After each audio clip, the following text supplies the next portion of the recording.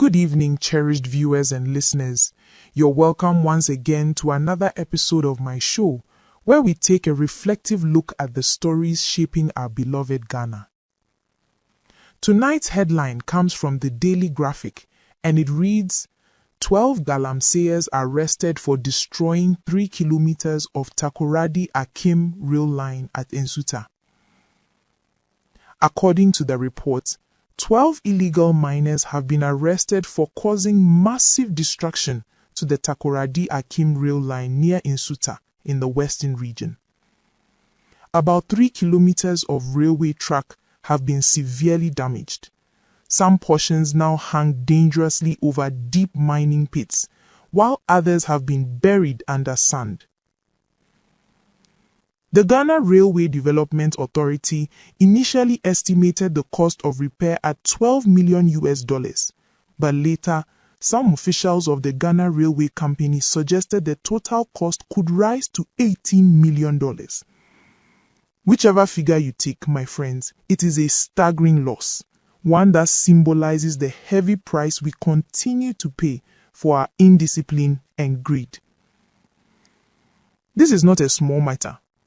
That stretch of railway forms part of a major national transport corridor meant to carry manganese and other goods from the western region to Takoradi for export. It was one of the few remaining operational lines, helping to reduce pressure on our roads and boosting the region's economy. Now, because of illegal mining, operations have halted, millions of cedis in lost revenue, jobs at risk, and a vital link in our development chain severed. When you listen carefully to the report, it becomes even more painful. The miners allegedly secured access to the railway's right-of-way through local traditional authorities. They used a dangerous method known locally as one leg, a system where water is pumped under high pressure to wash away soil and expose gold. That same force washed away the foundation under the rails, leaving steel tracks hanging mid-air. How did we get here, my friends? How did we become a people so blinded by short-term gain that we destroy the very infrastructure meant to lift us out of poverty? Dr. Kwame Nkrumah, in his address to Parliament in 1961, warned that a nation that fails to safeguard its productive assets will one day mortgage its destiny to repair its own negligence. We are living that prophecy today. And I can almost hear the late Jerry John Rawlings, fiery, passionate, uncompromising, asking in his firm voice, is this how we honor the sweat of those who built this nation? We cannot continue this way.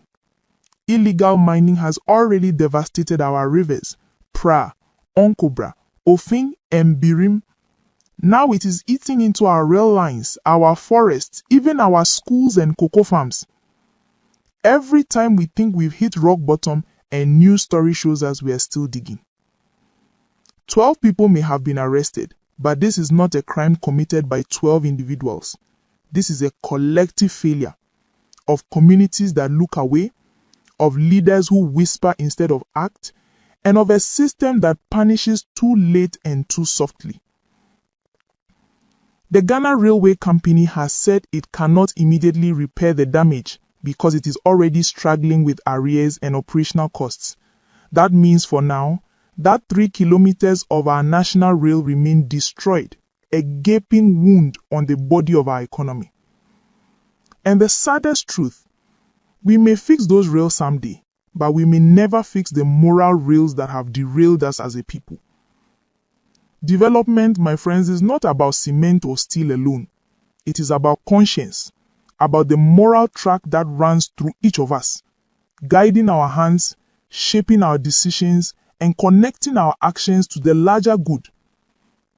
Until we rebuild that moral infrastructure, from the palace to the pit, from the office to the field, we'll keep paying millions to repair what our greed has destroyed. So tonight, I leave you with this. The fight against Galamsey is not only about protecting rivers or rails. It is about protecting the idea of Ghana, a country built on discipline, pride, and shared purpose. Thank you for watching. Please remember to like, share, and subscribe so we can keep these conversations alive. I'll be back soon with my analysis of the next trending public topic.